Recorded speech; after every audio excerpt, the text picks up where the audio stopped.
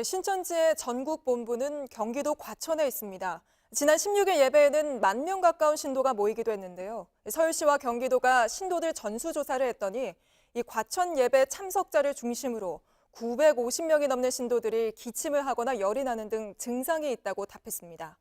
이번 주말 이후 수도권에서도 환자가 급증할 수 있다는 우려가 나옵니다. 박유미 기자입니다. 지난 16일 신천지 과천본부에서 열린 예배에는 수도권 신도 9,930명이 참석했습니다. 참석자 중 지금까지 8명의 확진자가 나왔습니다. 기침이나 발열 증상이 있는 신도도 속출하고 있습니다. 경기도가 도내 전체 신도를 조사한 결과 유증상자는 740명이었습니다. 이 중 과천 예배에 참석한 사람만 절반 가까이 됩니다. 경기도는 또 대구 집회에 참석한 22명의 명단도 별도로 확보했는데 이 중 6명이 증상이 있다고 했습니다.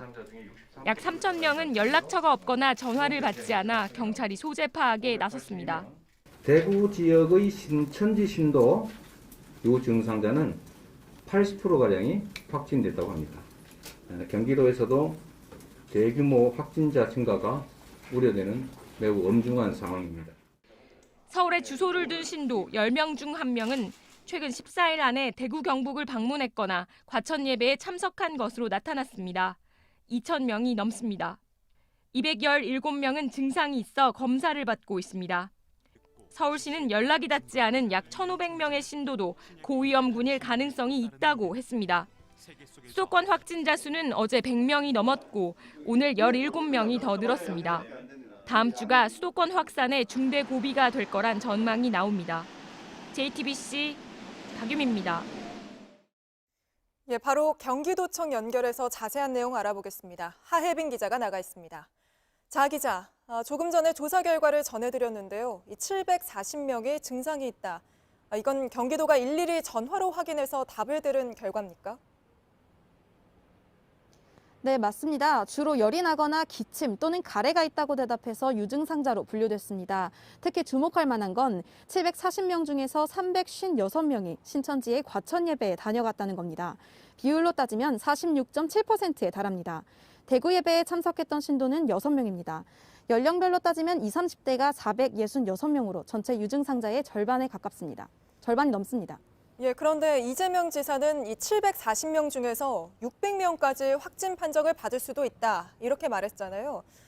이건 앞선 대구 사례에 비춰서 계산한 숫자인가요?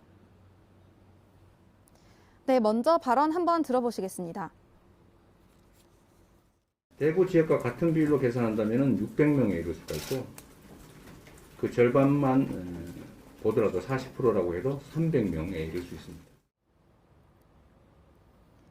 물론 추정치입니다. 대구 신천지 신도 중 유증상자의 80%가 확진될 걸로 예상되는데 이걸 경기도에 그대로 적용할 경우에 그렇다는 겁니다. 네, 결과를 봐야 될 것 같은데 지금 증상이 있다고 답한 740명에 대한 검사는 어디까지 진행이 됐습니까? 현재까지 84명만 검사를 받았습니다. 이 중 5명은 이미 확진 판정을 받았고 나머지는 결과를 기다리고 있습니다. 이외에는 아직 검사를 하지 않은 상태입니다. 경기도는 가능한 최대한 빠른 시일 내에 유증상자 전원을 모두 검사하겠다고 했습니다. 또 음성 판정이 나오더라도 14일간 자가격리 상태를 유지하고 전화로도 계속 증상의 유무를 확인하겠다고 했습니다. 그런데 연락이 닿지 않는 신도도 꽤 많다고 들었는데요. 어떻게 관리하고 있습니까? 네, 총 33,809명 가운데 연락이 닿지 않은 신도가 3,000명 가까이 됩니다. 연락처가 있어도 전화를 받지 않거나 아예 연락처가 없는 사람도 있습니다. 경기도는 경찰의 협조를 받아 이들의 소재를 파악할 방침입니다. 또 중국과 일본 등 해외를 다녀왔다고 답한 신도는 총 15명인데 이 사람들이 전부인지를 확인하기 위해 법무부에도 협조를 요청하겠다고 했습니다. 지금까지 경기도 소식 하혜빈 기자가 전해드렸습니다. 이런 가운데 신천지가 공식 입장을 다시 냈습니다. 자신들을 향한 마녀 사냥에 극에 달했다며 비난과 증오를 거둬달라고 요구했습니다. 이만희 총회장도 또 한 차례 신도들에게 내부 결속을 다지는 듯한 내용의 특별 편지를 보냈습니다. 박준우 기자입니다. 마녀 사냥이 극에 달하고 이로 인한 가족의 핍박과 폭력으로 한 성도가 죽음에 이르는 상황에서 신천지 예수교회 성도들을 향한 비난과 증오를 거두어 주십시오. 신천지가 지난 23일에 이어 두 번째 입장문을 발표했습니다. 자신들이 피해자라고 다시 주장했습니다. 신천지 예수교회는 코로나19 바이러스를 만들지 않았습니다. 우리는 당국의 방침에 따라 일상생활을 해온 국민이자 피해자입니다. 신천지 신도라는 사실을 숨기다 확진 판정을 받은 사례에 대해서는 사과했습니다.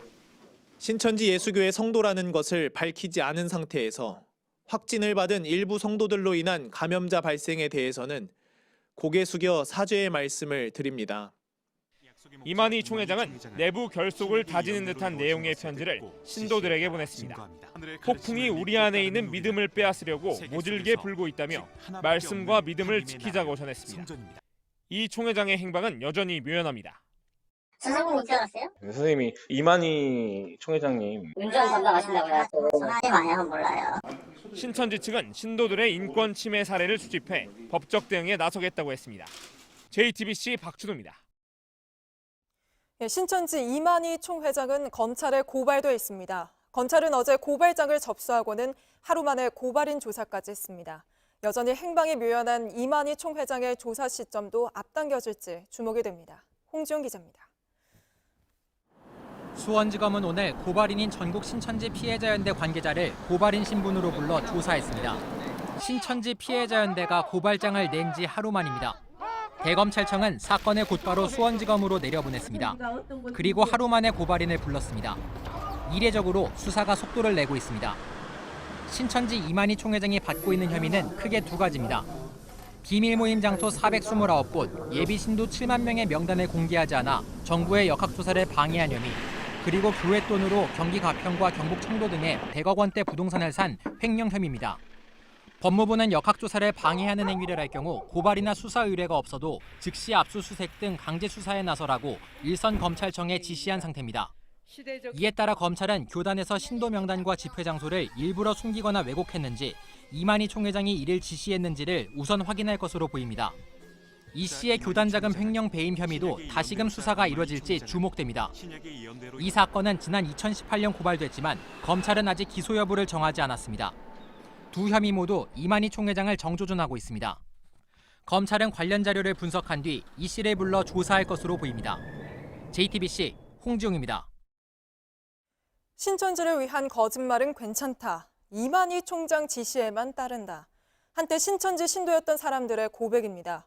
현재 진행 중인 신천지 신도에 대한 전화조사가 믿기 어려운 거 아니냐는 우려가 그래서 나오고 있습니다. 배승주 기자입니다. 이 요청서는 제가 직접 작성한 것입니다. 저는 신천지 교회에 다니고 있는 그리고 위치 추적을 통해서라도 저희 소재 파악과 한때 신천지 신도였던 A씨가 신천지 측에 자신의 위치 추적을 동의한다고 말하고 있습니다. 2년 전 일입니다. A씨에 따르면 당시 두 신도가 갑자기 다니던 교회를 떠나자 모든 신도들에게 내려진 조치입니다. 매일 잠들기 전까지 2시간마다 구역장에게 위치와 일상까지 보고했습니다. 한마디로 북한 맞죠. 그냥 오로지 이만희 총회장 그 한 사람을 신봉하고. 최근 A씨는 신천지를 탈퇴했습니다. 하지만 탈퇴 전까지 수년간 가족들도 깜짝같이 몰랐습니다. A씨는 남편에게 상담학을 공부한다며 신천지 교회를 다녔습니다.